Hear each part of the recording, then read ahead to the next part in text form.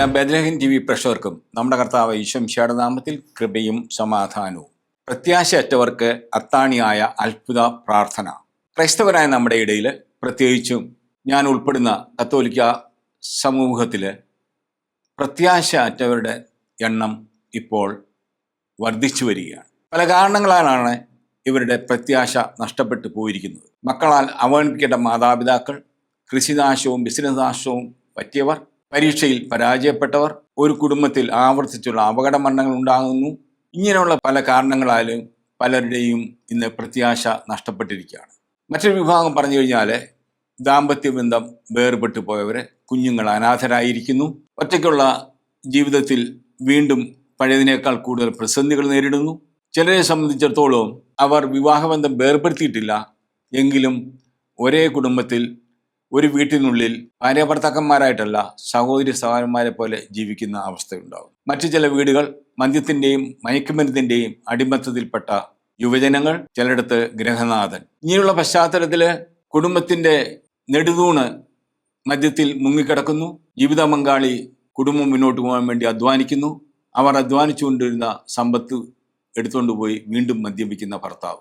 ഇനി ചിലരുടെ ആണെങ്കിൽ മക്കൾ വിശ്വാസം ഉപേക്ഷിച്ച് ആരുടെയോ കൂടെ പോയി. കുഞ്ഞുനാൾ മുതൽ കുഞ്ഞുങ്ങളെ വളർത്തി വലുതാക്കി പ്രായപൂർത്തിയായപ്പോൾ ഇൻസ്റ്റാഗ്രാമിലോ ഫേസ്ബുക്കിലോ കണ്ട ഒരുത്തൻ്റെ പിന്നാലെ പോയി.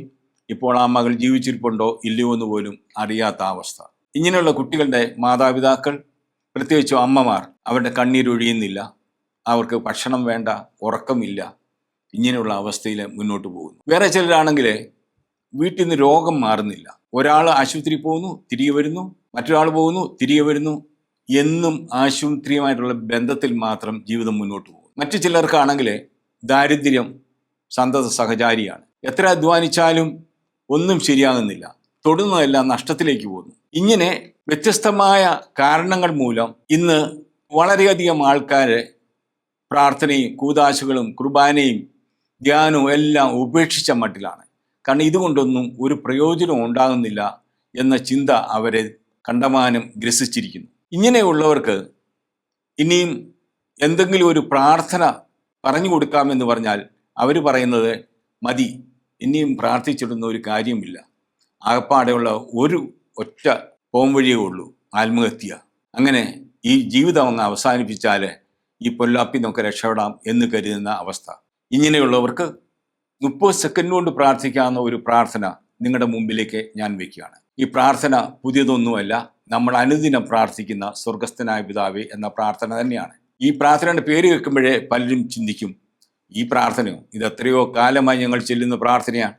ഈ പ്രാർത്ഥന ചൊല്ലിയിട്ട് ആർക്കെങ്കിലും എന്തെങ്കിലും ഗുണമുണ്ടായിട്ടുണ്ടോ?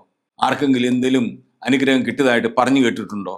ശരിയാണ്, നിങ്ങൾ പറയുന്ന പോലെ തന്നെയാണ് ഞാനും ചിന്തിച്ചിരുന്നത്. എന്നാൽ ഈ പ്രാർത്ഥനയുടെ അർത്ഥം മനസ്സിലാക്കി ഒരു പ്രാവശ്യം പ്രാർത്ഥിച്ചപ്പോൾ എൻ്റെ അഭിപ്രായം മാറി. നിങ്ങളും ഈ പ്രാർത്ഥന അർത്ഥം മനസ്സിലാക്കി ഒരു പ്രാവശ്യം പ്രാർത്ഥിച്ചാൽ നിങ്ങൾ ഇന്നായിരിക്കുന്ന പ്രതിസന്ധിയിൽ നിന്ന് നിങ്ങൾക്ക് അത്ഭുതകരമായ വിടുതൽ ഉണ്ടാകും എന്നാണ് എനിക്ക് നിങ്ങളോട് പറയുവാനുള്ളത്. പ്രാർത്ഥനയെപ്പറ്റി പറയുമ്പോൾ കത്തോലിക്ക സഭയുടെ മതബോധന ഗ്രന്ഥം 2559 മനസ്സിലാക്കിയിരിക്കുന്നത് നല്ലതാണ്. മനസ്സ് ദൈവത്തിലേക്ക് ഉയർത്തുന്നതാണ് പ്രാർത്ഥന, അഥവാ ദൈവത്തിൽ നിന്ന് നന്മകൾ ലഭിക്കുവാൻ വേണ്ടിയുള്ള അഭ്യർത്ഥനയാണ് പ്രാർത്ഥന. അതായത് ദൈവവും മനുഷ്യനും തമ്മിലുള്ള ആത്മീയ സംഭാഷണമാണ് പ്രാർത്ഥന. ഈ പ്രാർത്ഥനയുടെ അടിസ്ഥാനം മനുഷ്യനും ദൈവവും തമ്മിലുള്ള സ്നേഹബന്ധമാണ്. മനുഷ്യനും ദൈവവും തമ്മിലുള്ള സ്നേഹബന്ധത്തെപ്പറ്റി നമുക്ക് വ്യക്തമായി മനസ്സിലാകുന്ന ഒരു പ്രാർത്ഥന യഹൂദരുടെ ക്ഷമാ പ്രാർത്ഥനയാണ്. ക്രിസ്ത്യാനികളുടെ സ്വർഗസ്ഥനായ പിതാവെ പ്രാർത്ഥിക്കാൻ പറയുമ്പോൾ എന്തിനാണ് ഈ യഹൂദന്റെ പ്രാർത്ഥന കൊണ്ടുവരുന്നത് എന്ന് ചോദിക്കാം. 2 കാരണങ്ങളാണ്. ഒന്നാമത്തേത്, നമ്മുടെ കർത്താവായ യേശു ക്രിസ്തു ഒരു യഹൂദനായിട്ടാണ് ഈ ഭൂമിയിൽ ജീവിച്ചത്. അവൻ കുരിശിൽ കിടന്നുകൊണ്ട് അവസാനമായി പറഞ്ഞത്, പിതാവേ, എൻ്റെ ഈ ആത്മാവിനെ അങ്ങയുടെ കരങ്ങളിൽ ഞാൻ സമർപ്പിക്കുന്നു. ഇത് യഹൂദൻ ഉറങ്ങാൻ പോകുമ്പോൾ അവസാനം ചൊല്ലുന്ന വാക്കുകളാണ്. 31 സങ്കീർത്തനം 5-ാം വാക്യം. അതുപോലെ തന്നെ യേശു സ്വർഗസ്ഥനായ പിതാവ് എന്ന പ്രാർത്ഥന പഠിപ്പിച്ചത് യഹൂദരെയാണ്.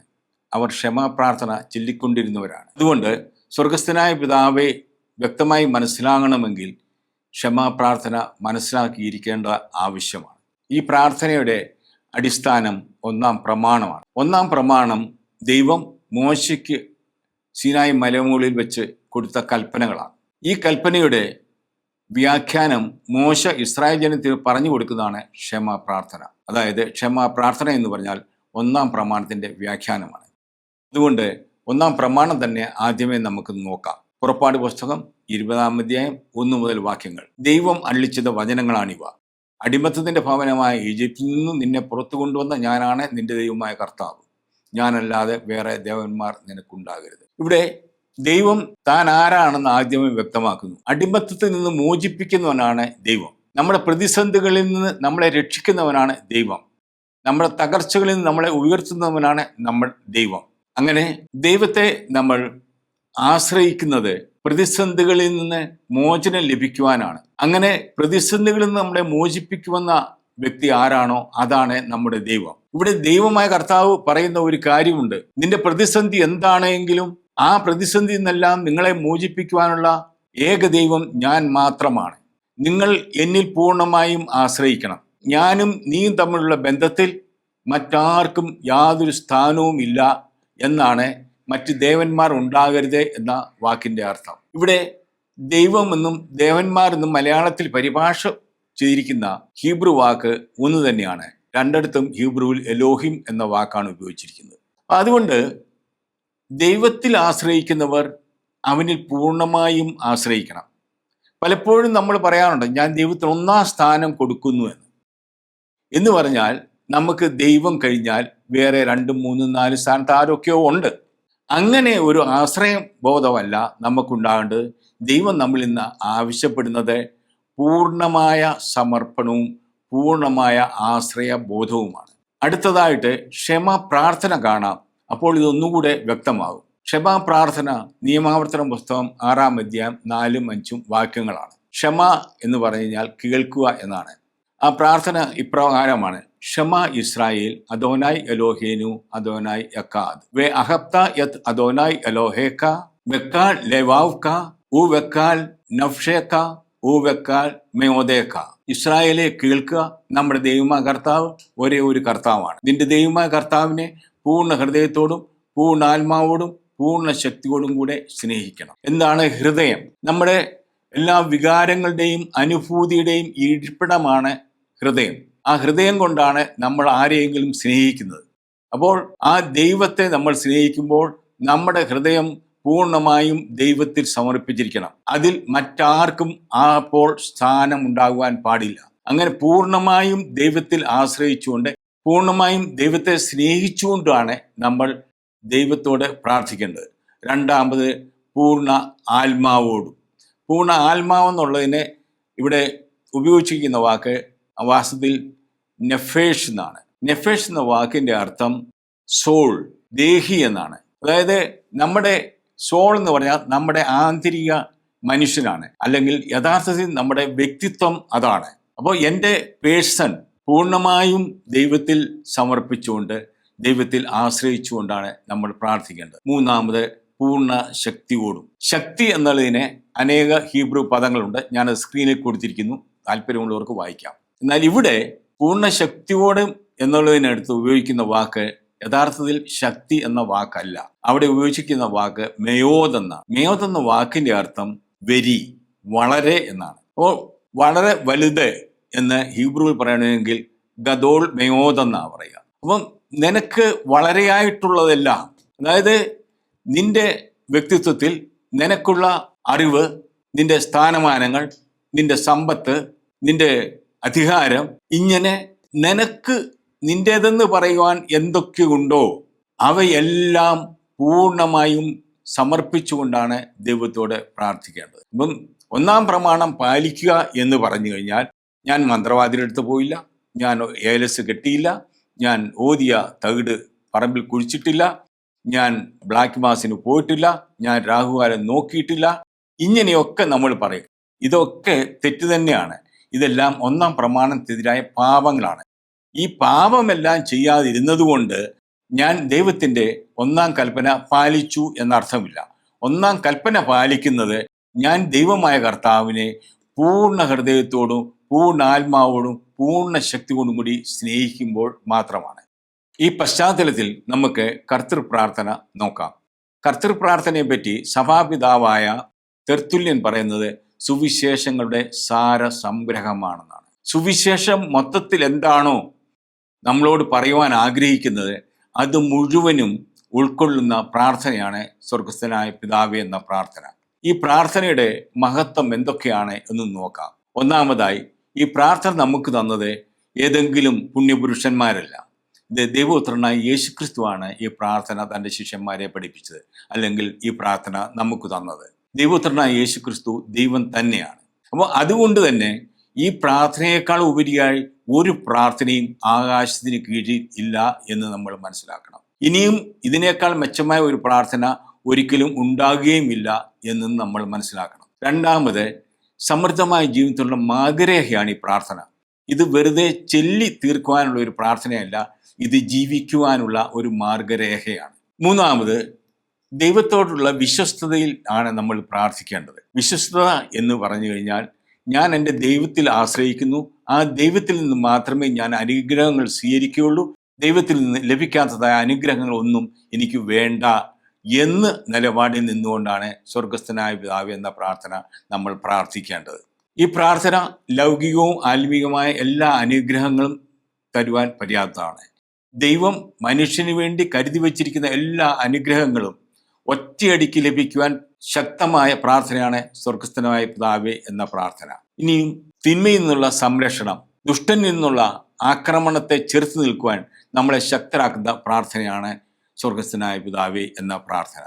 അങ്ങനെ ദുഷ്ടനിൽ നിന്നാകുന്ന തിന്മ ചെയ്യാതെ നന്മ ചെയ്ത് വിശുദ്ധ ജീവിതം നയിക്കുമ്പോൾ നിത്യമായും നമുക്ക് നിത്യജീവൻ ഉറപ്പാക്കുന്ന പ്രാർത്ഥനയാണ് സ്വർഗസ്ഥനായ പിതാവേ എന്ന പ്രാർത്ഥന. അവസാനമായി, ഉത്തമവും പൂർണ്ണവുമായ പ്രാർത്ഥനയാണ് a perfect and complete prayer. അപ്പോൾ ഇത്രയും മഹത്തായ ഈ പ്രാർത്ഥന കത്തോലിക്ക സഭകളിലെ എല്ലാ കുർബാനകളിലും സ്വർഗസ്ഥനായ പിതാവ് എന്ന പ്രാർത്ഥനയുണ്ട്. സീറോ മലബാർ കുർബാനയിൽ സ്വർഗസ്ഥനായ പിതാവ് എന്ന പ്രാർത്ഥന 3 പ്രാവശ്യം ആവർത്തിക്കുന്നുണ്ട്. അതുകൊണ്ട് തന്നെ സഭ സ്വർഗസ്ഥനായ പിതാവ് എന്ന പ്രാർത്ഥനയ്ക്ക് ഏറ്റവും ഉന്നതമായ സ്ഥാനമാണ് കൊടുത്തിരിക്കുന്നതെന്നുള്ളത് വളരെ വ്യക്തമായിട്ട് നമുക്ക് മനസ്സിലാക്കാം. ഇനിയും ഈ പ്രാർത്ഥന നമ്മളെ എങ്ങോട്ടാണ് നയിക്കുക? യേശു ഈ ലോകത്തിലേക്ക് വന്നത് തന്നെ മനുഷ്യനായ നമ്മളെ പിതാവായ ദൈവത്തിലേക്ക് നയിക്കുവാൻ വേണ്ടിയിട്ടാണ്. യോഹന്നാന്റെ സുവിശേഷം 6-ാം അധ്യായം 44-ാം വാക്യം, എന്നെ അയച്ച പിതാവ് ആകർഷിച്ചാലല്ലാതെ ഒരുവനും എൻ്റെ അടുക്കിലേക്ക് വരാൻ സാധിക്കുകയില്ല, അന്ത്യദിനത്തിൽ അവനെ ഞാൻ ഉയർപ്പിക്കും. യേശുക്രിസ്തുവിനെ പറ്റി പറയുമ്പോൾ അവൻ ജീവിച്ചിരുന്ന കാലത്ത് തന്നെ അവനെപ്പറ്റി പല അഭിപ്രായങ്ങൾ ഉണ്ടായിരുന്നു. അവൻ ആ തച്ചൻ്റെ മകനല്ലേ, മറിയമല്ലേ ഇവൻ്റെ അമ്മ, അവനൊരു പ്രവാചകനാണ്, അവനൊരു ഗുരുവാണ് എന്നിങ്ങനെ പല പേരുകളിൽ യേശു അറിയപ്പെട്ടിരുന്നു. ഇന്നും യേശുവിനെ പല പേരുകളിലും പല സ്ഥാനമാനങ്ങളിലും ജനങ്ങൾ സംബോധന ചെയ്യാറുണ്ട്. എന്നാൽ യേശുക്രിസ്തുവിന് യഥാർത്ഥമായ ഒരു മേൽവിലാസം മാത്രമാണുള്ളത്. അവൻ പിതാവായ ദൈവത്തിൻ്റെ പുത്രനാണ്. അവങ്ങനെ പിതാവായ ദൈവത്തിൻ്റെ പുത്രനാണ്, ദൈവപുത്രനാണ് യേശുക്രിസ്തു എന്ന വിശ്വാസത്തിലാണ് നമ്മൾ യേശുക്രിസ്തുവിനെ സമീപിക്കേണ്ടത്. അവിടുന്ന് എന്താണ് നമ്മളോട് പറഞ്ഞത്? യോഹന്നാന്റെ സുവിശേഷം 14-ാം അധ്യായം 6-ാം വാക്യം, യേശു പറഞ്ഞു, വഴിയും സത്യവും ജീവനും ഞാനാണ്, എന്നിലൂടെ അല്ലാതെ ആരും പിതാവിൻ്റെ അടുക്കിലേക്ക് വരുന്നില്ല. പിതാവായ ദൈവത്തിലേക്കുള്ള ഏക വഴി യേശു ക്രിസ്തുവാണ്. ആ യേശു ക്രിസ്തു നമ്മളെ പിതാവിൻ്റെ സന്നിധിയിൽ എപ്രകാരമാണ് കാണുന്നത് എന്ന് നമുക്ക് നോക്കാം. മത്തായിയുടെ സുവിശേഷം 5-ാം അധ്യായം 48-ാം വാക്യം, അതുകൊണ്ട് നിങ്ങളുടെ സ്വർഗസ്ഥനായ പിതാവ് പരിപൂർണനായിരിക്കുന്നത് പോലെ നിങ്ങളും പരിപൂർണരായിരിക്കുവിൻ. അപ്പം പിതാവായ ദൈവത്തിൻ്റെ പരിപൂർണത മനുഷ്യൻ ഒരിക്കലും നേടിയെടുക്കുവാൻ സാധിക്കാത്തതായ ഒരു സ്ഥാനമാണ്. പക്ഷേ ആ പരിപൂർണതയിലേക്ക് നമ്മളെ ആനയിക്കുക എന്നുള്ളതാണ് യേശുവിൻ്റെ ലോകത്തിലേക്കുള്ള വരവിൻ്റെ ലക്ഷ്യം.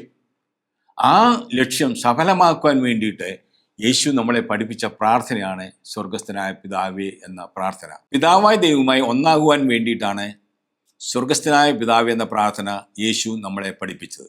ആ പ്രാർത്ഥന ഇപ്രകാരമാണ്: സ്വർഗസ്ഥനായ ഞങ്ങളുടെ പിതാവേ, അങ്ങയുടെ നാമം പൂജിതമാകണമേ, അങ്ങയുടെ രാജ്യം വരണമേ, അങ്ങയുടെ തിരുമനസ്സ് സ്വർഗത്തിലെ പോലെ ഭൂമിയിലുമാകണമേ. അന്നു വേണ്ടുന്ന ആഹാരം ഇന്ന് ഞങ്ങൾക്ക് തരണമേ, ഞങ്ങളുടെ കടക്കാരോട് ഞങ്ങൾ ക്ഷമിച്ചതുപോലെ ഞങ്ങളുടെ കടങ്ങളും പാപങ്ങളും ഞങ്ങളോട് ക്ഷമിക്കണമേ.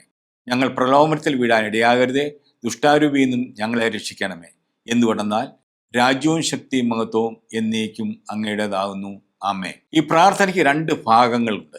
ആദ്യത്തെ ഭാഗം, സ്വർഗസ്ഥനായ ഞങ്ങളുടെ പിതാവേ, അങ്ങയുടെ നാമം പൂജിതമാണമേ, അങ്ങയുടെ രാജ്യം വരണമേ, അങ്ങയുടെ തിരുമനസ് സ്വർഗത്തിലെ പോലെ ഭൂമിയിലും ആകണമേ. ഇത് യഥാർത്ഥത്തിൽ പിതാവായ ദൈവത്തിനോടുള്ള ആരാധനയാണ്. തുടർന്നുള്ള ഭാഗങ്ങൾ പിതാവായ ദൈവത്തോടുള്ള അഭ്യർത്ഥനകളാണ്. ഈ സ്വർഗസ്ഥനായ ഞങ്ങളുടെ പിതാവേ, ഇവിടെ പിതാവേ എന്ന് വിളിക്കുമ്പോൾ നമ്മുടെയൊക്കെ മനസ്സിലേക്ക് ഓടി വരുന്നത് നമ്മുടെ സ്വന്തം പിതാവായിരിക്കും. അല്ലെങ്കിൽ നമ്മുടെ മക്കൾക്ക് എപ്രകാരമാണ് പിതാവായിരിക്കുന്ന ഉള്ള ചിന്തയായിരിക്കും. ഈ രണ്ട് ചിന്തകളും ഒരു പക്ഷേ നമ്മളെ അസ്വസ്ഥപ്പെടുത്തിയിരിക്കാം. നമുക്ക് നമ്മുടെ പിതാവിൽ നിന്ന് വേണ്ടത്ര സ്നേഹം ലഭിച്ചു കാണുകയില്ല. നമുക്ക് നമ്മുടെ മക്കളെ വേണ്ട വിധം സ്നേഹിക്കുവാനും സാധിച്ചില്ലായിരിക്കാം.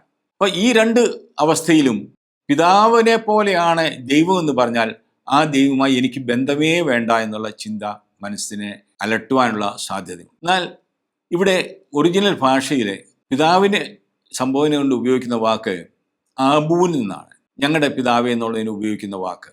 ഈ വാക്ക് കുട്ടികൾ വളരെ സ്നേഹത്തോടെ അവരുടെ പിതാവിനെ വീട്ടിൽ വിളിക്കുന്ന വാക്കാണ്. ഔദ്യോഗികമായി ഉപയോഗിക്കുന്ന ഒരു പദം അല്ലത്.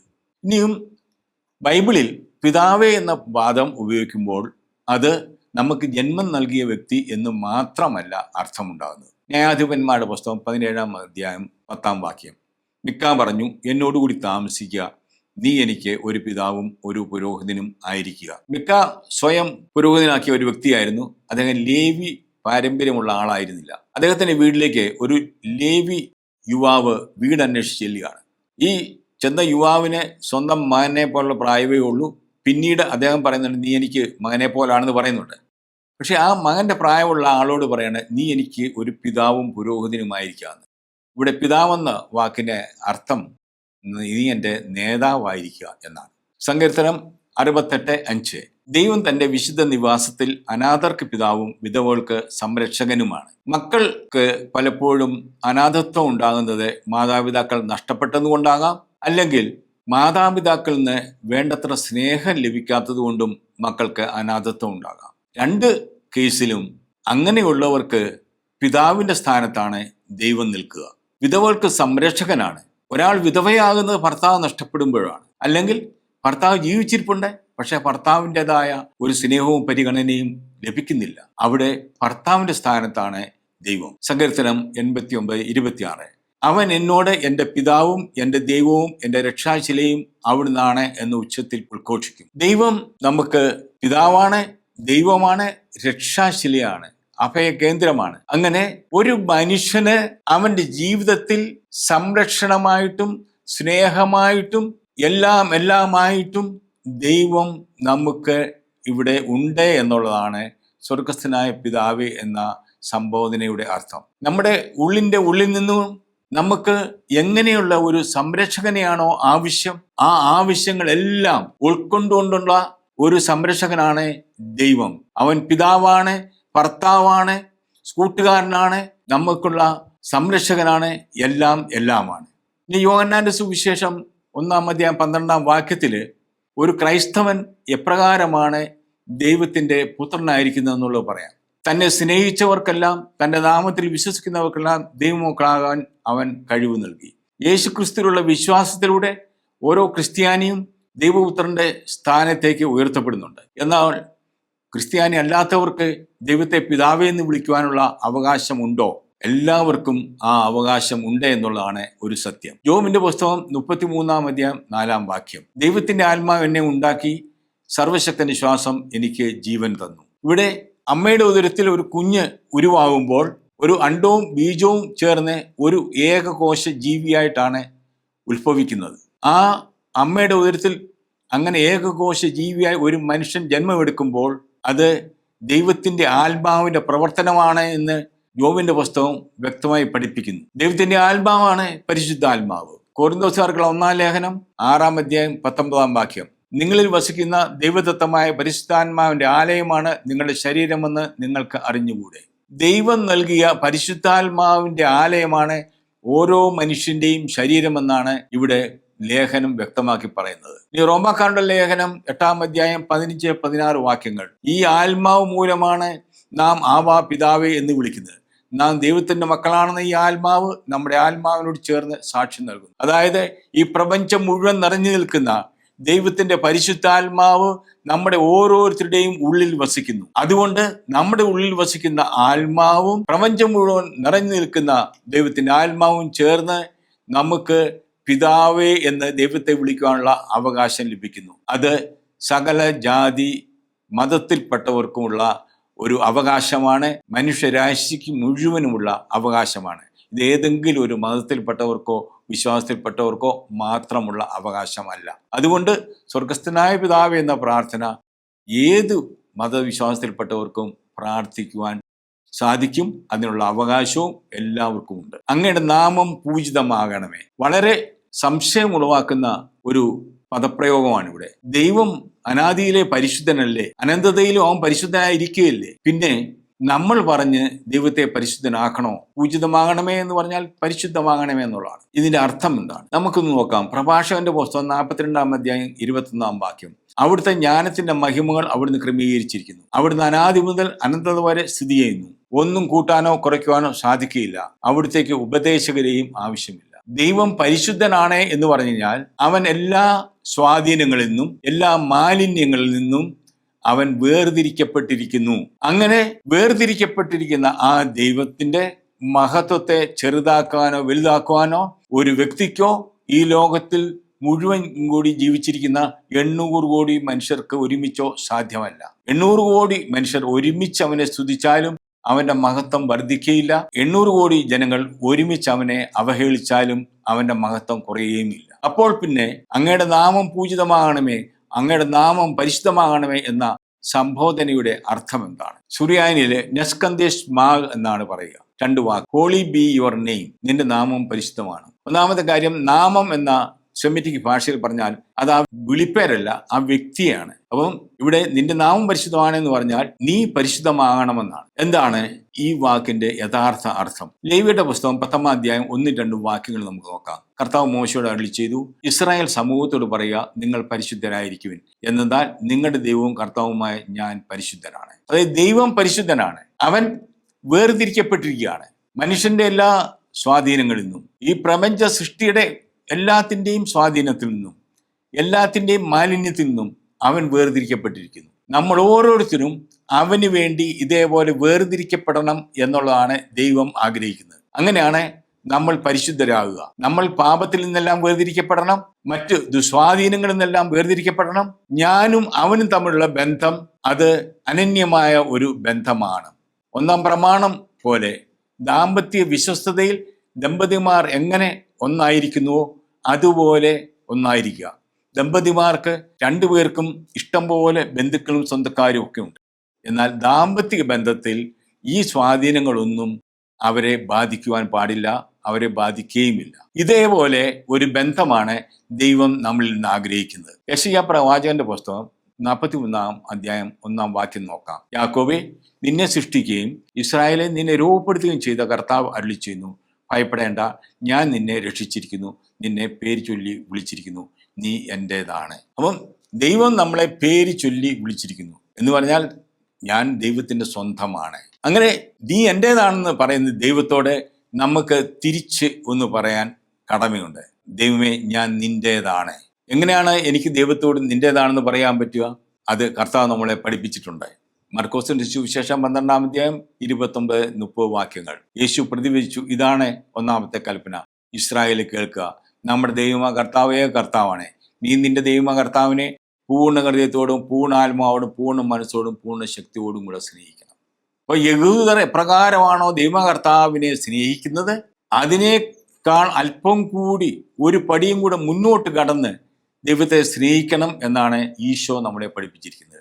കാരണം അവിടുന്ന് ഒരു വാക്ക് കൂട്ടിച്ചേർത്തു, പൂർണ്ണ മനസ്സോടെ എന്നതും കൂടി. സ്വർഗസ്ഥനായ ഞങ്ങളുടെ പിതാവേ എന്ന് പറയുമ്പോൾ നമ്മൾ പലപ്പോഴും ചിന്തിക്കും ഇത് വ്യക്തിപരമായ പ്രാർത്ഥനയിൽ ഇതൊരു സമൂഹത്തിന്റെ പ്രാർത്ഥനയല്ലേ എന്ന്. ശരിയാണ്, ഇതൊരു സഭാത്മകമായ പ്രാർത്ഥനയാണ്. പക്ഷെ ആ സഭാത്മകമായ കൂട്ടായ്മയിൽ നിൽക്കുന്ന ഓരോ വ്യക്തിക്കും വ്യക്തിപരമായ സ്നേഹബന്ധം ദൈവവുമായിട്ടുണ്ടാകണം. അതെപ്രകാരമാണ്? അത് ക്ഷമാ പ്രാർത്ഥനയിൽ യഹൂദിന് ദൈവത്തോട് എപ്രകാരമാണുള്ള ബന്ധമുള്ളോ അതേപോലെ തന്നെ നമുക്കും നമ്മുടെ പിതാവായ ദൈവത്തോടെ അല്ലെങ്കിൽ ദൈവമായ കർത്താവിനോട് വ്യക്തിപരമായ അനന്യമായ ബന്ധമുണ്ടാകണം. ആ ബന്ധത്തിൽ നിൽക്കുന്നവരുടെ കൂട്ടായ്മയാണ് സഭ. ഇനിയും ഒരു ചോദ്യം ഉണ്ടാകാം, അങ്ങനെയെങ്കിൽ മധ്യസ്ഥ പ്രാർത്ഥന എല്ലാം തെറ്റാണോ എന്ന്. മധ്യസ്ഥ പ്രാർത്ഥന ഒരിക്കലും തെറ്റല്ല. പക്ഷേ ആ മധ്യസ്ഥ പ്രാർത്ഥനകൾ പ്രാർത്ഥിക്കുമ്പോൾ ഒരു നിയമം പാലിക്കണമെന്ന് സഭ നമ്മളെ പഠിപ്പിക്കുന്നുണ്ട്. വത്തിക്കാൻ കൗൺസിൽ പ്രമാണരേഖ തിരുസഭയിലെ 51, 60, 61, 62 നമ്പറുകളിൽ പരിശുദ്ധ അമ്മയോടും വിശുദ്ധന്മാരോടുള്ള മധ്യസ്ഥ പ്രാർത്ഥനകളെ പറ്റി പറയുന്നുണ്ട്. അവിടെ സഭ ആവശ്യപ്പെടുന്ന ഒരു കാര്യമുണ്ട്. പരിശുദ്ധ അമ്മയോടും വിശുദ്ധന്മാരോടുള്ള മധ്യസ്ഥം ദൈവത്തോട് നേരിട്ടുള്ള ബന്ധത്തിന് തടസ്സം ആവുകയില്ല എന്ന്. അതായത് ദൈവവുമായി നേരിട്ടുള്ള ബന്ധത്തിൽ നിന്നുകൊണ്ട് വേണം നമ്മൾ മധ്യസ്ഥ പ്രാർത്ഥന നടത്തേണ്ടത്. അതിൻ്റെ ഒരു മാതൃക ഞാനിവിടെ സ്ക്രീനിൽ കൊടുത്തിരിക്കുന്നു. പരിശുദ്ധ അമ്മയുടെയും സകല വിശുദ്ധന്മാരുടെയും സകല മാലാഹമാരുടെയും ലോകമെമ്പാടും അർപ്പിക്കുന്ന വിശുദ്ധ കുർബാനയുടെയും സ്വർഗീയ യോഗ്യതയോട് ചേർന്ന് പിതാവായ ദൈവമേ, ഈ പ്രാർത്ഥന അങ്ങേക്ക് ഞാൻ സമർപ്പിക്കുന്നു. നമ്മൾ പ്രാർത്ഥനകൾ ചെല്ലുമ്പോൾ നമ്മൾ ദൈവമായ കർത്താവിനോട്, പിതാവായ ദൈവത്തോട് എപ്രകാരം നേരിട്ടുള്ള ബന്ധത്തിലായിരിക്കുന്നുവോ അതേപോലെ തന്നെ നേരിട്ട് ദൈവവുമായിട്ടുള്ള ബന്ധത്തിൽ നിന്നുകൊണ്ട് വേണം സ്വർഗീയ മധ്യസ്ഥരുടെ കൂട്ടായ്മയിൽ നമ്മൾ മധ്യസ്ഥ പ്രാർത്ഥന നടത്തേണ്ടത്. ഇനിയും മറ്റൊരു കാര്യം നമ്മൾ മനസ്സിലാക്കേണ്ടത് വിഗ്രഹാരാധന എന്താണെന്ന്. കാരണം പലപ്പോഴും നമ്മൾ അറിയാതെ നമ്മുടെ പല പ്രാർത്ഥനകളും വിഗ്രഹാരാധനയ്ക്ക് തുല്യമാകാറുണ്ട്. അപ്പോൾ വിഗ്രഹാരാധന എന്താണ്? ദൈവമായ കർത്താവിനെ പൂർണ്ണ ഹൃദയത്തോടും പൂർണ്ണ ആത്മാവോടും പൂർണ്ണ മനസ്സോടും പൂർണ്ണ ശക്തിയോടും സ്നേഹിക്കുന്നതിന് തടസ്സമാകും വിധം മനുഷ്യൻ ഏതെങ്കിലും വസ്തുവിനെയോ വ്യക്തിയെയോ ആശയത്തെയോ ആചാരാനുഷ്ഠാനത്തെയോ പ്രാർത്ഥനയോ ആശ്രയിക്കുന്നത് വിഗ്രഹാരാധന. അതൊന്നാം പ്രമാണത്തിന്റെ ലംഘനം. അപ്പോൾ ഇവിടെ 3 കാര്യങ്ങൾ ഞാൻ പറഞ്ഞു. ഒന്ന്, ദൈവത്തോട്, പിതാവ് ദൈവത്തോട് എപ്രകാരമാണ് പ്രാർത്ഥിക്കേണ്ടത്, എപ്രകാരമാണ് മധ്യസ്ഥ പ്രാർത്ഥന നടത്തേണ്ടത്, എപ്രകാരമാണുള്ള പ്രാർത്ഥനകളാണ് വിഗ്രഹാരാധന ആകുവാൻ സാധ്യത. അപ്പോൾ അതുകൊണ്ട് നമ്മുടെ ഓരോ പ്രാർത്ഥനകളെയും നമ്മൾ വിശകലനം ചെയ്തിട്ട് നമ്മൾ ദൈവമായ കർത്താവിനോടുള്ള പ്രാർത്ഥനയിൽ ശ്രദ്ധ പതിക്കുവാൻ താല്പര്യപ്പെടുത്തണം. മധ്യസ്ഥ പ്രാർത്ഥന എപ്പോഴും ദൈവവുമായിട്ടുള്ള നേരിട്ടുള്ള ബന്ധത്തിൽ തന്നെ ആകണം. അങ്ങയുടെ രാജ്യം വരേണമേ. മർക്കോസിന്റെ സുവിശേഷം 1-ാം അധ്യായം 15-ാം വാക്യം. അവൻ പറഞ്ഞു, സമയം പൂർത്തിയായി, ദൈവരാജ്യം സമീപിച്ചിരിക്കുന്നു, അനുദപിച്ച് സുവിശേഷത്തിൽ വിശ്വസിക്കുക. ദൈവരാജ്യം എന്ന് പറഞ്ഞാൽ അത് യേശുക്രിസ്തു തന്നെയാണ്. എവിടെയാണോ യേശുക്രിസ്തു ഉള്ളത് അവിടെ ദൈവരാജ്യമാണ്. ഇനിയും റോമാക്കാരുടെ ലേഖനം 14-ാം അധ്യായം 17-ാം വാക്യം പറയുന്നു, കാരണം ദൈവരാജ്യം എന്നാൽ ഭക്ഷണവും പാനീയവുമല്ല, പ്രത്യുത നീതിയും സമാധാനവും പരിശുദ്ധാത്മാവുള്ള സന്തോഷവുമാണ്. ക്രിസ്തു സാന്നിധ്യമുള്ളിടം ദൈവരാജ്യമാണ് എന്ന് പറയുമ്പോൾ പലരും വിചാരിക്കും ഇതിപ്പം ക്രിസ്ത്യാനികളുടെ രാജ്യമുണ്ടാക്കാനുള്ള ഒരു തന്ത്രമാണെന്ന്. ക്രിസ്ത്യാനികളുടെ രാജ്യമല്ല, ദൈവത്തിൻ്റെ സാന്നിധ്യമുള്ള രാജ്യം. അവിടെ എല്ലാവർക്കും നീതിയും സമാധാനവും ആത്മീയ സന്തോഷവും ഉണ്ടാകും. അതാണ് ക്രിസ്തുവിൻ്റെ രാജ്യം, ദൈവരാജ്യം. ഇനി ലൂക്കാസ് വിശേഷം 9-ാം അധ്യായം 2-ാം വാക്യത്തിൽ പറയുന്നു, ദൈവരാജ്യം പ്രസംഗിക്കാനും രോഗികളെ സുഖപ്പെടുത്താനുമായി അവൻ അവരെ അയച്ചു. ദൈവരാജ്യം ഉള്ളിടത്ത് രോഗത്തിന് സ്ഥാനമില്ല. കാരണം ദൈവം നമ്മൾ ഈ ലോകത്തിലേക്ക് വന്നിരിക്കുന്നത് മനുഷ്യർ സമൃദ്ധമായ ജീവന്റെ ഉടമകളായിട്ട് സന്തോഷമായി ജീവിക്കുവാൻ വേണ്ടിയിട്ടാണ്. അപ്പോൾ ലോകത്തിന് സംഭാവനയായ ഈ രോഗത്തിൽ നിന്ന് ദൈവരാജ്യത്തിലായിരിക്കുമ്പോൾ നമുക്ക് രോഗശാന്തി ലഭിക്കും, രോഗത്തിൽ നിന്നുള്ള മുക്തി ലഭിക്കും. അങ്ങയുടെ തിരുമനസ് സ്വർഗത്തിലെ പോലെ ഭൂമിയിലും ആകണമേ. ജെറമിയായുടെ പുസ്തകം 29-ാം അധ്യായം 11-ാം വാക്യം. കർത്താവ് അരുളി ചെയ്യുന്നു, നിങ്ങളെ കുറിച്ചുള്ള പദ്ധതി എൻ്റെ മനസ്സിലുണ്ട്, നിങ്ങളുടെ നാശത്തിനല്ല ക്ഷേമത്തിനുള്ള പദ്ധതിയാണത്. നിങ്ങൾക്ക് ശുഭമായ ഭാവിയും പ്രത്യാശയും നൽകുന്ന പദ്ധതി. ദൈവം ആഗ്രഹിക്കുന്നത് എല്ലാ മനുഷ്യരും ക്ഷേമത്തിലും നല്ല ഭാവി പ്രതീക്ഷിച്ചുകൊണ്ടും പ്രത്യാശയിൽ ജീവിക്കണം എന്നുള്ളതാണ്. പ്രത്യാശ നഷ്ടപ്പെട്ടവരായി ജീവിക്കുവാൻ ദൈവം ഒരിക്കലും ആഗ്രഹിക്കുന്നില്ല. പ്രത്യാശ നമുക്കിന്ന് നഷ്ടപ്പെട്ടു പോയിട്ടുണ്ടെങ്കിൽ നമ്മുടെ പ്രധാന കാരണം ദൈവം നമ്മളിൽ നിന്ന് അകന്നു പോയിരിക്കുന്നു എന്നുള്ളതാണ്. പ്രത്യാശ തിരിച്ചു പിടിക്കുവാൻ നമ്മൾ പരിശ്രമിക്കുന്നതിന് പകരം നമ്മൾ ദൈവത്തിൻ്റെ കൂടെയായിരിക്കുവാൻ ആദ്യം ശ്രമിക്കുകയാണ് വേണ്ടത്. അടുത്ത്, സ്വർഗത്തിലെ പോലെ ഭൂമിയിലും ആകണം. സ്വർഗം എപ്രകാരം ഇരിക്കുന്നത് നമുക്ക് അറിഞ്ഞുകൂടാ, എന്നാൽ ആകാശം നമ്മൾ കണ്ടിട്ടുണ്ട്. ഈ സുറിയാനിയിലെ സ്മയ എന്ന വാക്കിൻ്റെ അർത്ഥം സ്വർഗം, ആകാശം എന്നാണ്. ഇപ്പം സ്വർഗം എങ്ങനെയാണെന്ന് നമുക്ക് കാണാൻ പറ്റില്ല, പക്ഷെ ആകാശം നമുക്ക് കാണാം. ആകാശത്തിൽ സൂര്യചന്ദ്രാദി ഗ്രഹങ്ങൾ കൂട്ടായ്മയിൽ നിലനിൽക്കുകയും ചലിക്കുകയും ചെയ്യുന്നത് പോലെ ഭൂമിയിൽ മനുഷ്യർ കൂട്ടായ്മയിലും സൗഹൃദത്തിലും ജീവിക്കണമെന്നാണ് ദൈവം ആഗ്രഹിക്കുന്നത്. ആ സംവിധാനമാണ് ദൈവരാജ്യം. അന്നു വേണ്ടുന്ന ആഹാരം ഇന്ന് ഞങ്ങൾക്ക് തരണമേ. ഇവിടെ ആഹാരം എന്നുള്ളതിൻ്റെ ലഹ്മ എന്ന വാക്കാണ് സുറിയാനികൾ ഉപയോഗിക്കുന്നത്. അപ്പം എന്നാണ്. അതായത് ഇതൊരു ഔദ്യോഗികമായ ചോദ്യമല്ല. അന്നു വേണ്ട അപ്പം ഞങ്ങൾക്ക് തരണേന്നാണ്. വളരെ കൂടുതൽ സൗഹൃദത്തിൽ നിന്നുകൊണ്ടുള്ള ഒരു ചോദ്യമാണ്. വടക്കിന്ത്യയിലൊക്കെ പോയി കഴിഞ്ഞാൽ അവിടെ ആരെങ്കിലും നമ്മൾ പോയിട്ട് ചോദിക്കത്തില്ല, ക്യാ ഭായ് ആപ്നെ ഭോജൻ ലേ ലിയ, അങ്ങനെയൊന്നും ചോദിക്കില്ല. പക്ഷെ അവർ ക്യാ ഭായ് ആപ്നെ റോട്ടി കായാന്ന് ചോദിക്കും.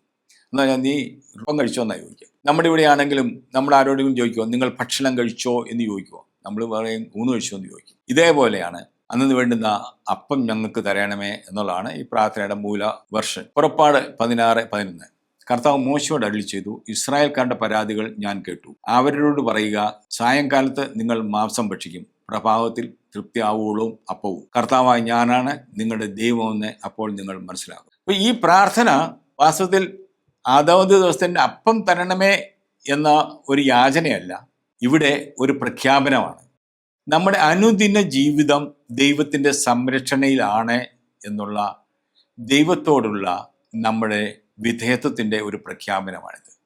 അപ്പം മനുഷ്യജീവിതത്തിന് ഏറ്റവും അത്യാവശ്യമായ കാര്യമാണ്.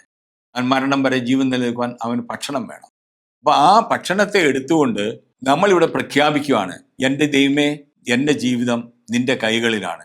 ഓരോ ദിവസവും എൻ്റെ ജീവിതം നിൻ്റെ കൈകളാണ്, നീയാണ് എന്നെ നയിക്കുന്നതെന്നുള്ളതിൻ്റെ പ്രഖ്യാപനമാണ് ഈ അന്നു വേണ്ടുന്ന ആഹാരം ഇന്ന് ഞങ്ങൾക്ക് തരണമേ എന്ന പ്രസ്താവന. ഞങ്ങളുടെ കടക്കാരോട് ഞങ്ങൾ ക്ഷമിച്ചതുപോലെ ഞങ്ങളുടെ കടങ്ങളും പാപങ്ങളും ഞങ്ങളോട് ക്ഷമിക്കണം. ഇവിടെ എന്താണ് പാപം, എന്താണ് കടം? ദൈവമായ കർത്താവിനെ പൂർണ്ണ ഹൃദയത്തോടും പൂർണ്ണാത്മാവോടും പൂർണ്ണ മനസ്സോടും പൂർണ്ണ ശക്തിയോടും കൂടി സ്നേഹിക്കാതിരിക്കുന്നതാണ് പാപം. അതാണ് ഒന്നാം പ്രമാണത്തിൻ്റെ ലംഘനം. ദൈവത്തിൽ നിന്നുള്ള അകൽച്ചയാണ് പാപം. ഈ പാപാവസ്ഥയിൽ കഴിയുന്ന മനുഷ്യൻ മറ്റു പ്രമാണങ്ങൾ ലംഘിക്കുക മൂലം സഹോദരർക്കുണ്ടാകുന്ന നഷ്ടമാണ് കടങ്ങൾ. അത് കൊലപാതകം, മോഷണം, അങ്ങനെയുള്ള തെറ്റുകൾ ചെയ്യുമ്പോൾ അവർക്കുണ്ടാകുന്ന നഷ്ടമാണ് കടം എന്ന് പറയുന്നത്. ഇതേപോലെ മറ്റുള്ളവർ നമ്മളോട് ചെയ്യുമ്പോഴും കടമുണ്ടാകും. ഇവിടെ മത്തായിയുടെ സുവിശേഷം 6:14-15 വാക്യങ്ങൾ എന്താണ് പറയുന്നത്? മറ്റുള്ളവരുടെ തെറ്റുകൾ നിങ്ങൾ ക്ഷമിക്കുമെങ്കിൽ സ്വർഗസ്ഥനായ നിങ്ങളുടെ പിതാവ് നിങ്ങളോടും ക്ഷമിക്കും. മറ്റുള്ളവരോട് നിങ്ങൾ ക്ഷമിക്കുകയില്ലെങ്കിൽ നിങ്ങളുടെ പിതാവ് നിങ്ങളുടെ തെറ്റുകളും ക്ഷമിക്കുകയില്ല. അപ്പം എൻ്റെ പാപവും എൻ്റെ കടങ്ങളും നിലനിൽക്കെ ദൈവത്തിനുള്ള അനുഗ്രഹങ്ങൾ എന്നിലേക്ക് ഒഴുകിയെത്തുകയില്ല. അപ്പൊ എനിക്ക് എൻ്റെ പാപങ്ങളും എൻ്റെ കടങ്ങളും പുറത്തു കിട്ടണം. അത് പുറത്തു കിട്ടണമെങ്കിൽ അതിനുള്ള താക്കോൽ ദൈവം നമ്മളെയാണ് ഏൽപ്പിച്ചിരിക്കുന്നത്. ഞാൻ എന്താണ് ആദ്യം ചെയ്യേണ്ടത്? എന്നോട് തെറ്റ് ചെയ്തവരോട് ഞാൻ ആദ്യമേ ക്ഷമിക്കണം. അങ്ങനെ ഞാൻ അവരോട് ക്ഷമിക്കുമ്പോഴാണ് എൻ്റെ പാപങ്ങൾ ക്ഷമിക്കപ്പെടുക. ചുരുക്കം പറഞ്ഞാൽ ദൈവത്തിൻ്റെ അനുഗ്രഹം എന്നിലേക്ക് കടന്നു വരുന്നതിനുള്ള വാതില് അടയ്ക്കുന്നതും തുറക്കുന്നതും ഞാനാണ്. എന്നോട് തെറ്റ് ചെയ്തവരോട് ഞാൻ ക്ഷമിക്കുമ്പോൾ ആ വാതിൽ തുറക്കുന്നു. ദൈവം എൻ്റെ പാപങ്ങളും എൻ്റെ കടങ്ങളും എന്നോട് ക്ഷമിക്കുന്നു, എന്നിലേക്ക് അനുഗ്രഹങ്ങൾ ഒഴുകിയെത്തുന്നു. ഞങ്ങൾ പ്രലോഭനത്തിൽ വീഴാൻ ഇടയാകരുതേ. യാക്കോബിന്റെ ലേഖനം 1:11 വാക്യം. പരീക്ഷിക്കപ്പെടുമ്പോൾ താൻ ദൈവത്താലാണ് പരീക്ഷിക്കപ്പെടുന്നത് എന്നൊരുവനും പറയാതിരിക്കട്ടെ. എന്നാൽ ദൈവം തിന്മയാൽ പരീക്ഷിക്കപ്പെടുന്നില്ല, അവിടുന്ന് ആരെയും പരീക്ഷിക്കുന്നുമില്ല.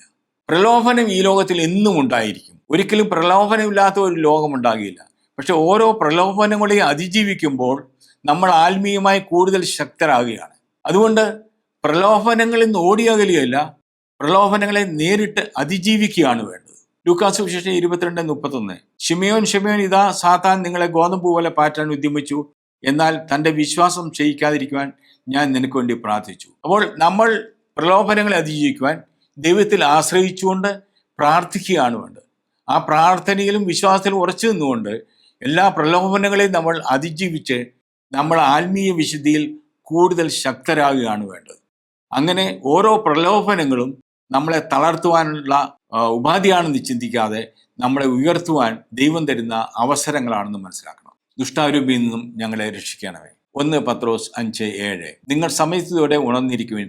നിങ്ങളുടെ ശത്രുവായ പിശാച് അലർന്ന സിംഹത്തെ പോലെ ആരെ വിഴുങ്ങണമെന്ന് അന്വേഷിച്ചുകൊണ്ട് ചുറ്റി നടക്കുന്നു. വിശ്വാസത്തിൽ ഉറച്ചു നിന്നുകൊണ്ട് അവനെ എതിർക്കുവിൻ. അപ്പം തിന്മ നമുക്ക് ചുറ്റുമുണ്ട്.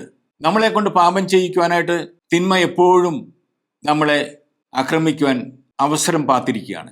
ഈ അവസരത്തിൽ നമ്മൾ ജാഗ്രത പാലിക്കണം. ലൂക്കാസ് സുവിശേഷം 9:1. അവൻ 12 പേരെയും വിളിച്ച് സകല പിശാചുക്കളുടെ അവർക്ക് അധികാരവും ശക്തിയും കൊടുത്തു, അതോടൊപ്പം രോഗങ്ങൾ സുഖപ്പെടുത്താനും. അപ്പോൾ തിന്മയെ അതിജീവിക്കാനുള്ള ശക്തി നമ്മൾക്ക് ഓരോരുത്തർക്കും ദൈവം തന്നിട്ടുണ്ട്. തിന്മയുടെ ആക്രമണം ഉണ്ടാകുമ്പോൾ നമ്മൾ പ്രത്യേകമായും ദൈവത്തിൽ കൂടുതൽ ആശ്രയിക്കുക, ദൈവത്തെ സ്തുതിക്കുക, ദൈവത്തിൻ്റെ സ്നേഹത്തിൽ കൂടുതൽ ആഴപ്പെടുവാൻ ശ്രമിക്കുക. അങ്ങനെ ഈ തിന്മയെ നമുക്ക് ചെറുക്കുവാൻ സാധിക്കണം. അത് മാത്രമല്ല, ഈ പ്രാർത്ഥന തന്നെ തിന്മയ്ക്കെതിരെയുള്ള ഒരു വലിയ സംരക്ഷണമാണ്. മറ്റൊരു കാര്യം ഇവിടെ പറയുന്നത്, പിശാചുക്കളുടെ അവർക്ക് അധികാരവും ശക്തിയും കൊടുത്തു, അതോടൊപ്പം രോഗം സുഖപ്പെടുത്തുവാനും. നമ്മുടെ രോഗത്തിന്റെ ഒരു കാരണം പിശാചിന്റെ ആക്രമണമാണ്, അല്ലെങ്കിൽ പിശാചിന്റെ ആക്രമണത്തിലൂടെ നമ്മൾ പാപം ചെയ്യുന്നു, പാപം മൂലം രോഗമുണ്ടാകുന്നു. ഇവിടെ വീണ്ടും കർത്താവ് നമ്മളോട് പറയുന്ന ഒരു കാര്യം, നമ്മൾ ആരും രോഗിയായിരിക്കുവാൻ ദൈവം ആഗ്രഹിക്കുന്നില്ല എന്നുള്ള കാര്യമാണ്. എന്തുകൊണ്ടെന്നാൽ രാജ്യവും ശക്തിയും മഹത്വവും എന്നേക്കും അങ്ങയുടേതാകുന്നു. സഫാനിയയുടെ പുസ്തകം 3-ാം അധ്യായം 16-ാം വാക്യം. ഇസ്രായേലിന്റെ രാജാവായ കർത്താവ് നിങ്ങളുടെ മധ്യമുണ്ട്, നിങ്ങൾ ഇനിമേൽ അനർത്ഥം ഭയപ്പെടേണ്ടതില്ല. അന്ന് ജെറുസലേമിനോട് പറയും, സിയോനെ ഭയപ്പെടേണ്ട, നിന്റെ കരങ്ങൾ ദുർബലമാകാതിരിക്കട്ടെ. നിന്റെ ദൈവമായ കർത്താവ് വിജയം നൽകുന്ന യോദ്ധാവ് നിങ്ങളുടെ മധ്യമുണ്ട്. ഈ ലോകത്തിലുള്ള പ്രതിസന്ധികളെ, തിന്മയുടെ ആക്രമണങ്ങളെ, പ്രലോഭനങ്ങളെ ഒക്കെ അതിജീവിക്കുവാൻ നമ്മൾ പരിശ്രമിക്കുമ്പോൾ നമ്മൾ ഒരു കാര്യം മനസ്സിലാക്കണം, അതെൻ്റെ ബുദ്ധിയോ എൻ്റെ ശക്തിയോ കൊണ്ടല്ല, നമ്മുടെ കർത്താവിൻ്റെ ശക്തിയിലാണ് നമ്മൾ ആശ്രയിക്കുന്നത്. അവൻ്റെ ശക്തിയാണ് ഇതിനെല്ലാം അതിജീവിക്കുവാൻ നമുക്ക് ബലം പകരുന്നതെന്നുള്ള ചിന്ത ഉണ്ടായിരിക്കണം, ബോധ്യമുണ്ടായിരിക്കണം. ആ ബോധ്യത്തിൽ നിലനിന്നുകൊണ്ട് വേണം നമ്മൾ തിന്മയോട് പോരാടേണ്ടത്. യോഹന്നാന്റെ സുവിശേഷം 16-ാം അധ്യായം 33-ാം വാക്യം. ലോകത്തിൽ നിങ്ങൾക്ക് ഞെരുക്കമുണ്ടാകും, എങ്കിലും ധൈര്യമായിരിക്കുവിൻ, ഞാൻ ലോകത്തെ കീഴടക്കിയിരിക്കുന്നു. നമ്മുടെ ഈ ലോക ജീവിതത്തിൽ നമുക്ക് പ്രതിസന്ധികൾ ഉണ്ടാകും, പരാജയങ്ങൾ ഉണ്ടാകും. പക്ഷേ അന്തിമ വിജയം നമുക്ക് ഓരോരുത്തർക്കുമുള്ളതാണ്. കാരണം നമ്മുടെ നായകനായ കർത്താവ് പ്രതിസന്ധികളെ എല്ലാം അതിജീവിച്ചു, മരണത്തെ ജയിച്ചവനാണ്. അവസാനമായി നമ്മൾ പറയുന്ന വാക്കാണ് ആമേൻ. ആമേൻ എന്ന വാക്കിന്റെ അർത്ഥം എന്താണ്? ഉടമ്പടികൾ എഴുതപ്പെടുന്നതിന് മുമ്പ് വാക്കാലായിരുന്നു ഉറപ്പിച്ചിരുന്നത്. അപ്പോൾ ഉടമ്പടികളുടെ വ്യവസ്ഥകൾ ഒരാൾ പറയും, മറ്റേ ആള് അതിന് ആമേൻ പറയും. ആമേൻ പറയുമ്പോൾ അതിന്റെ അർത്ഥം നീ പറഞ്ഞതുപോലെയെല്ലാം ഞാൻ ചെയ്യും എന്നാണ്. അതിന്റെ ഒരു ഉദാഹരണം നമുക്ക് കാണാം. ന്യായാധിപന്മാരുടെ പുസ്തകം 11-ാം അധ്യായം 9-ാം വാക്യം. ജഫ്ത അവരോട് പറഞ്ഞു, അമന്യരോട് പോരാടാൻ നിങ്ങൾ എന്നെ കൊണ്ടുപോവുകയും കർത്താവ് അവരെ എനിക്ക് ഏൽപ്പിച്ചു തരികയും ചെയ്താൽ ഞാൻ നിങ്ങളുടെ നേതാവാകും. ശ്രേഷ്ഠന്മാർ പ്രതിവചിച്ചു, കർത്താവ് നമുക്ക് സാക്ഷിയായിരിക്കട്ടെ, നീ പറയുന്ന പോലെ ഞങ്ങൾ ചെയ്യും തീർച്ച. അപ്പോൾ സ്വർഗസ്ഥനായ പിതാവേ എന്ന പ്രാർത്ഥനയ്ക്ക് ഞാൻ ആമേൻ പറയുമ്പോൾ ഞാൻ പ്രഖ്യാപിക്കുന്നത്, ഈ പ്രാർത്ഥനയിൽ പറഞ്ഞതുപോലെ ഞാൻ ജീവിക്കും, കർത്താവ് സാക്ഷിയാണ് എന്നാണ്.